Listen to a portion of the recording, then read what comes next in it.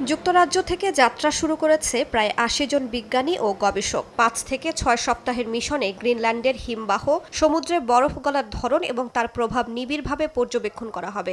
অভিযানের নেতৃত্ব দিচ্ছে ব্রিটিশ অ্যান্টার্কটিক সার্ভে। গবেষণাটি পরিচালিত হচ্ছে ২ কোটি পাউন্ডের Greenland ice sheet to Atlantic tipping points প্রকল্পের আওতায়।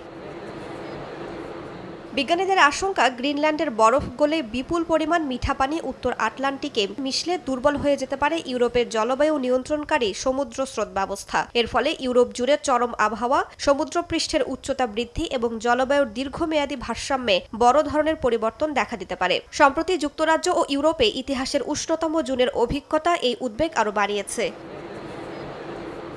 অভিযানে ব্যবহার করা হবে অত্যাধুনিক স্বয়ংক্রিয় ডুবোযান বোটি ম্যাক বোটফেস। এটি হিমবাহের সামনের অংশে প্রায় ১৫০০ মিটার গভীরে নেমে বরফ, সমুদ্রতল ও পানির প্রবাহের ত্রিমাত্রিক তথ্য সংগ্রহ করবে। গবেষকদের মতে এমন তথ্য আগে কখনো এত বিস্তারিতভাবে সংগ্রহ করা হয়নি। এসব তথ্য হিমবাহের স্থিতিশীলতা ও ভাঙনের প্রক্রিয়া বোঝার ক্ষেত্রে নতুন দিগন্ত খুলে দেবে। রাইসা জান্নাত, সময় সংবাদ।